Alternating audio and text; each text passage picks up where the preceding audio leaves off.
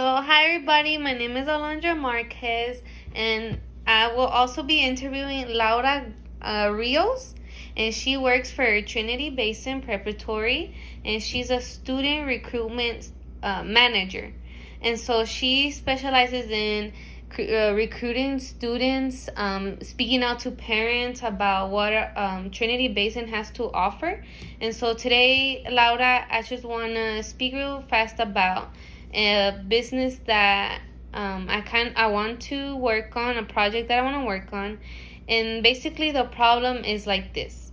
Non-English speaking families are having a lot of trouble with modern technology as their kids are transitioning into virtual learning.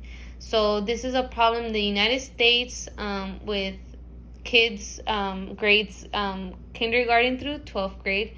And so my business is going to revolve around providing a service to these families who need help translating or just need help working with technology during this time.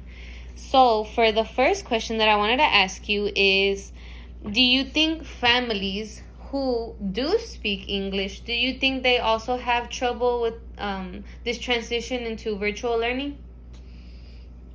Yes, I definitely think that even parents that do speak English and they're fluent with English, they do still struggle with the virtual learning, especially if they're not very familiar with technology. Just because parents speak English doesn't necessarily mean that they know how to work the computer, that they know how to access Google Docs or any of the applications that teachers are currently using for the students to be able to submit their assignments. So even if they speak English, I do think that there is still a problem as far as technology goes for them. Oh, so yes, I definitely think that could be a problem as well for English-speaking parents. Do you think there will be short-term or long-term effects of this disconnection between virtual learning and parental awareness? I know you also have students that are doing virtual learning right now. Do you think it could maybe positively or negatively affect them in the future? I think it can be a little bit of both. I feel like if parents get the sources and if they also try to get educated and learn how technology revolves, or if they can get a service like their business will be offering for parents that speak other language other than English, I think it can be something that they can easily be able to fix and help their students, but at the same time, it could also be something that can affect them in the long run. Especially if, parents don't try to get the resources they need to be able to help and give the assistance to their children. I think in the long run, it can affect these kids because virtually is not the same thing as going to school in person where they get that one-on-one attention by the teacher and the teacher can actually know what the student knows. Being virtually is very different, so I feel like in the long run it can affect some students. But again, it's kind of like, I think it depends on the household and the family, whether they get the resources they need now to be able to make it a short-term issue rather than a long-term issue. And what do you think is the cause of this problem that parents are they're not necessarily staying up to date with what their students are learning? So what do you think causes this problem, the lack of parent awareness? I think there's a lot of factors. I don't think it's just one specific factor. It revolves around many factors.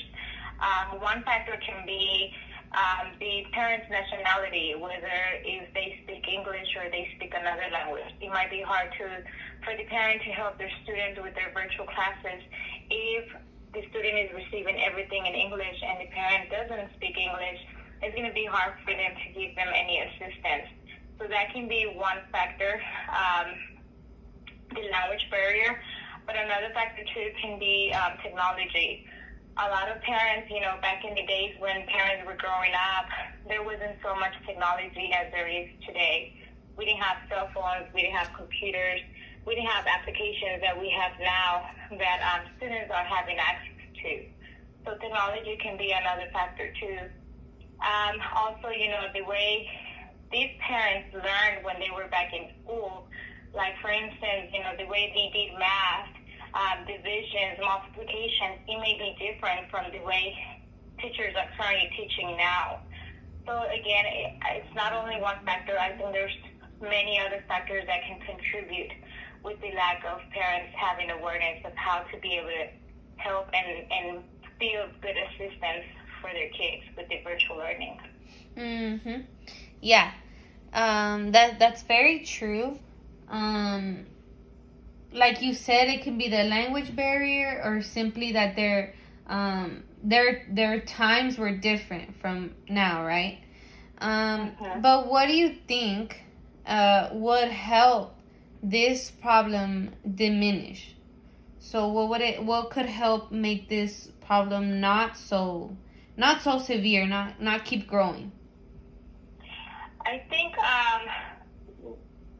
pretty much schools would need to step up and be able to offer different type of courses or classes or just videos that can teach parents how to use certain apps that they're using. So I feel like for this issue to not get bigger and for students to get the assistance they need from home, schools need to step up and create videos or do presentations for parents, where parents can also learn how to access some of the tools that the students are using right now. For instance, a lot of schools are using Canvas. So doing a tutorial for parents, this is, step by step, how to access Canvas, what your student is doing, and how you can help them. As well as for, parents that don't speak English and they speak another language, I think a good source that they can use is Google Translator.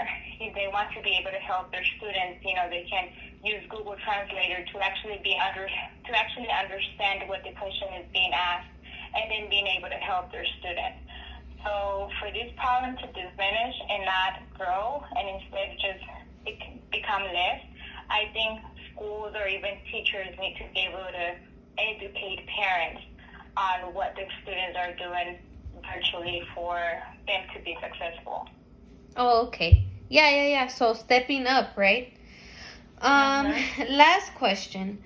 Have you in your daily in your day at your job, do you see parents, do they come up to you and talk to you, or just like express their worries or frustration with this issue to you as a recruitment manager?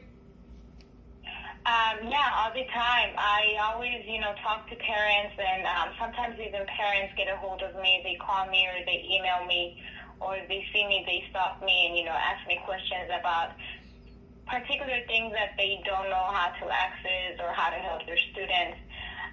So yeah, I always get questions from parents, about their concern and stuff. But I feel like I said, if we start educating parents more, they'll be able to learn. And, as we go further into the school year, they'll get more used to seeing the applications that students are using and getting more familiar with them. So of course, at the beginning of the school year, parents had a lot of questions, but I think as we move more into the school year, parents tend to have less questions. But yeah, I get questions a lot when parents have concerns. Okay, Laura. So I think this concludes our interview. I want to thank you for your time and your advice in this situation that we're currently all facing, since you do have your kids, right, in virtual learning. And so I just want to thank you for your time, and I will stay in contact with you. Okay, well, thank you so much, Eleanor, for having me in mind for this project. I appreciate it, and I hope you have a good one.